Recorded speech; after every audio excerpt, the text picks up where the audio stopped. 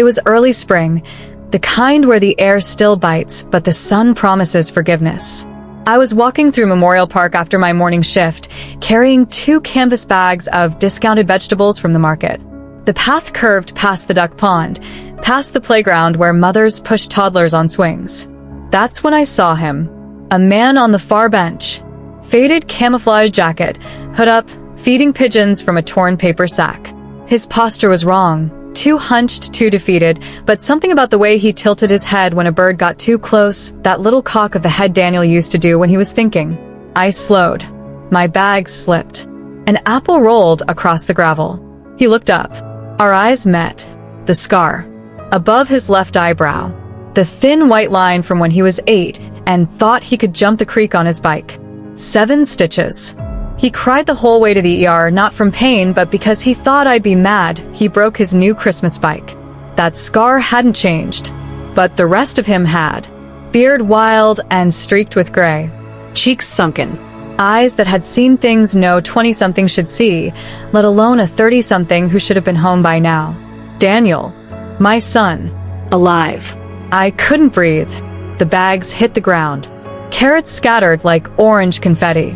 I took one step, then another. My legs moved on their own. He stood, slowly, like he was afraid the ground would crack open and swallow him. Mom, that voice. Deeper now, rougher, but still his. I crossed the last 10 feet in a run I didn't know I still had in me. My arms went around him before my brain caught up. He smelled like old sweat, with smoke and something metallic. Fear, maybe. He stiffened at first, then his arms came up, hesitant, like he wasn't sure he was allowed. I'm sorry, he whispered into my hair. I'm so sorry. I pulled back just enough to look at his face. Tears were carving clean lines through the dirt on his cheeks. They told me you were dead, I said. My voice sounded like broken glass. I know. He swallowed hard. I had to make them believe it. We stood there in the middle of the path while joggers went around us, while children laughed in the distance, while the world kept turning like nothing had just shattered and been glued back together wrong. I took him home. My apartment was on the 3rd floor of a brick walk-up that smelled faintly of cabbage and laundry detergent. 1 bedroom. Pull-out couch in the living room. A tiny kitchen where the fridge hummed like it was complaining. I hadn't changed much since he left at 18. His old high school trophies still sat on the shelf above the TV. His senior photo, cap and gown, that crooked grin, was still taped to the fridge. He stopped in the doorway like he needed permission. Come in, I said softly. He stepped inside, looked around. His eyes lingered on the photo. You kept it. Of course I kept it. He sank onto the couch like his bones were made of lead. I put the kettle on because that's what you do when your dead son comes back. You make tea. While the water heated, I sat across from him in the armchair that used to be his favorite reading spot. Tell me, I said. Everything. He stared at his hands. They were rougher than I remembered. Scars on the knuckles. A missing piece of fingernail on the right index finger. I didn't die in Fallujah, he started. The convoy was hit, yeah, but I wasn't in the vehicle that blew. I was already gone. Gone. The word landed like a stone in my stomach. I found something, he continued. Something I wasn't supposed to see. He told me in pieces, like he was afraid saying it all at once would break something inside him. It started in his 2nd tour. He'd been assigned to logistics, nothing glamorous, just moving supplies, signing manifests, making sure gear got where it needed to go. One night, he was pulling late duty at the forward operating base. A shipment came in, crates marked medical supplies. But when he opened one to check inventory, routine, he said, he found body armor. Not the good stuff. Cheap knockoffs.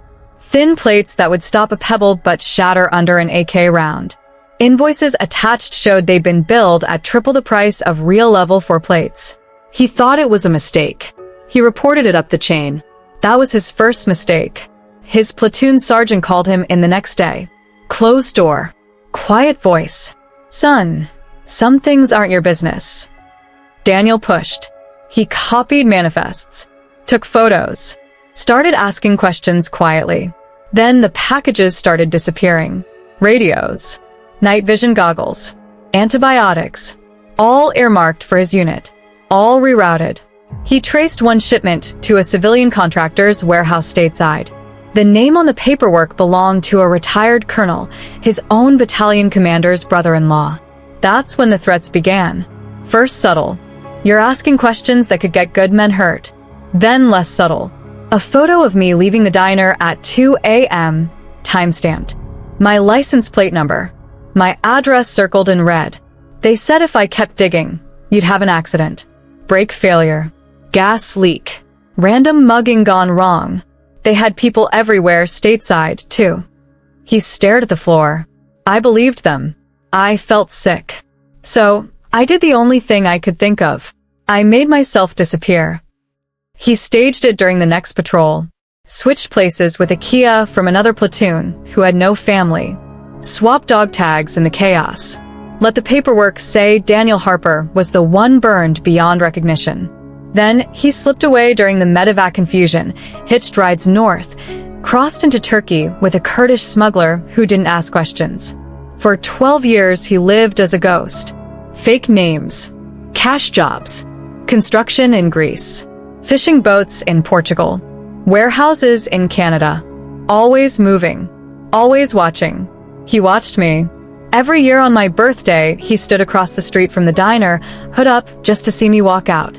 On Christmas, he sat in the park across from our old house, before I lost it to foreclosure, watching the windows until the lights went off. He saw me cry at his grave on the anniversary. He saw me smile at customers like nothing was wrong. I needed to know you were still breathing, he said. That was the deal I made with myself. As long as you were safe, the rest didn't matter. I cried then. Not loud. Just silent tears that wouldn't stop. He reached across the coffee table and took my hand for the first time since he was a little boy scared of thunderstorms. I never stopped being your son, he whispered. I just stopped being able to come home. We talked until dawn. He slept on the pullout. I sat in the armchair watching him breathe, afraid if I closed my eyes he'd vanish again. The next morning I made pancakes. The same ones I used to make on Saturday mornings. Extra chocolate chips. He ate like a man who hadn't tasted real food in years. Then he said the words that changed the second half of my life. I kept proof. He had hidden everything. Encrypted drives in safe deposit boxes in 3 different states. Paper copies buried in waterproof bags under an abandoned barn in rural Pennsylvania. Photos. Scanned invoices. Audio recordings he'd made secretly in the motor pool. Names. Dates. Bank routing numbers where kickbacks landed. I looked at him, my boy, now a man carved by survival, and felt something fierce rise in my chest. We finish it, I said, together. He shook his head. It's dangerous, Mom. They never stop looking. If they find out I'm alive, then we make sure they can't touch us. I cut in. We go loud. We go public. We make it impossible to cover up. He stared at me for a long time. You're not the same woman I left. No, I said. I'm not. They took my son. They don't get to keep him twice. We started small. I called an old high school friend, Marla, who'd become an investigative journalist for the Tribune. She'd covered veterans' issues before. I didn't tell her everything on the phone. Just, I need to meet you. Bring a recorder. And don't tell anyone where you're going. We met in a booth at the back of a Denny's 2 towns over. Daniel kept his hood up and his head down. Marla walked in, saw him, and froze. Jesus, Ellen. Then she sat, listened, didn't interrupt once. When he finished, she looked at me. If this is real, we're talking about one of the biggest defense frauds since the Pentagon Papers. It's real, Daniel said quietly. She took a breath. Then we need more than your word. We need the documents. We spent the next 3 weeks moving carefully. Safe deposit box in Ohio first. Then Pennsylvania. Then upstate New York. Each time Daniel went alone. I waited in the car, heart hammering, expecting black SUVs to pull up any second. He brought back a backpack full of secrets. We copied everything. Triplicate. One set stayed with Marla's editor, locked in the Tribune safe. One went to a trusted veterans lawyer in DC who'd fought VA cases for decades. The third I kept in a fireproof box under my bed.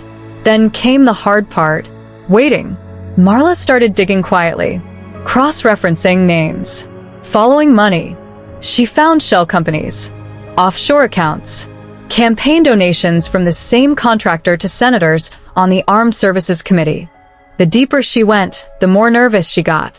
"They're watching," she told me one night over burner phones. "My office was tossed last week. Nothing taken, just moved around. Message received." I looked at Daniel. He was thinner every day. The years of malnutrition, stress, bad water, sleeping rough, they were catching up. A cough that wouldn't quit. Pain in his side, he tried to hide. "We have to move faster," I said. He nodded. The first story broke on a Sunday. Front page. Above the fold. Whistleblower claims multi-billion defense fraud, names high-ranking officers. They didn't use Daniel's real name yet. Just a former soldier who faked his death to protect his family. The internet exploded. Veterans groups. Gold Star families. Congressmen demanding answers. Then the raid started. FBI. DoD investigators.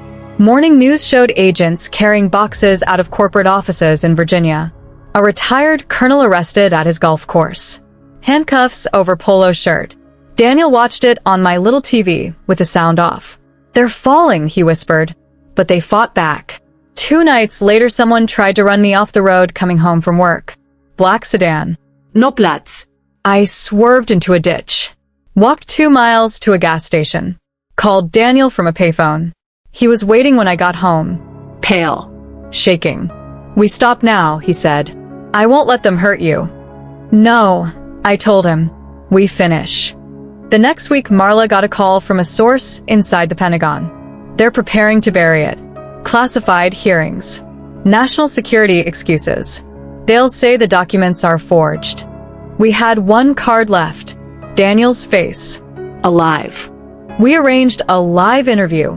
National morning show. Secure studio. Federal marshals outside. I sat beside him off camera. Held his hand under the table. When the host asked, "Are you really Staff Sergeant Daniel Harper, reported Kia in 2013? Daniel looked straight into the lens. "Yes, ma'am. I'm alive. And I have proof the equipment my brothers and sisters used was garbage sold at premium prices, so a handful of people could get rich." He told a story. Calm. Steady. Not theirs. I cried enough for both of us. The fallout was immediate. Indictments. Resignations. Class action lawsuits from wounded veterans whose injuries were worse because of substandard gear. Daniel's name was cleared officially. Honorable discharge restored. Back pay. Apology from the Secretary of Defense on live television. But the victory tasted like ash. Because while the world celebrated, Daniel was dying. The cough became blood. Doctors said stage 4 lung cancer, probably from burn pits, bad food, stress, years of breathing diesel and dust. Maybe all of it. He refused aggressive treatment. "I've had enough hospitals," he said. "I just want time with you." We had 3 months. Good days and bad. Good days. We drove to the coast. Watched the sunrise over the Atlantic. Ate lobster rolls. Laughed about the time he tried to microwave a Hot Pocket with the wrapper still on and set off the fire alarm. Bad days. He couldn't breathe without oxygen. Pain meds made him foggy. He'd wake up gasping, whispering my name like a child. I slept in the chair beside the hospital bed we set up in the living room. Held his hand. Told him stories from when he was little. The day before he died, he asked me to bring the flag, the one they gave me when they said he was gone. I laid it across his lap. He ran his fingers over the stars. "I never wanted you to have this," he said. "I know." He looked at me, really looked. "I'm sorry I left you alone." I leaned down, kissed his forehead. "You never left me alone. You carried me the whole time." He smiled, small, tired, beautiful. "I love you, Mom. I love you more." He closed his eyes. The next morning he slipped away while I was making coffee. I felt the moment. The room got quieter. The air heavier. I sat with him for a long time before I called anyone. The funeral was small, real this time. Maple Grove Cemetery. The oak tree. A full honor guard. Thups. Folded flag placed in my hands. Again, but different. This time it meant something honest. Afterward, people came up to me. Veterans. Gold Star moms. Reporters. I thanked them. Smiled. But I didn't stay long. I went home. Sat on the pullout where he'd slept those last weeks.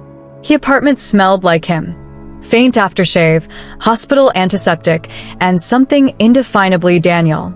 I opened the window. Spring air came in. Children laughed in the park below. Life kept going. And for the first time in 12 years, I didn't feel like I was drowning. I baked a chocolate cake that night. Lit one candle. Sang happy birthday, even though it wasn't his birthday. Then I blew it out.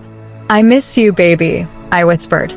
But this time the silence didn't hurt as much, because I knew he'd never really left. He just loved me enough to become a ghost. And sometimes that's the biggest love there is. The kind that doesn't stay. The kind that sacrifices everything so the person you love most can keep breathing. I still walk through Memorial Park some mornings. I sit on that bench where I found him. I feed the pigeons. And I talk to him. Not because I think he hears, but because I know he's finally at peace. And so am I. Because my boy came home, even if just for a little while. And that was enough.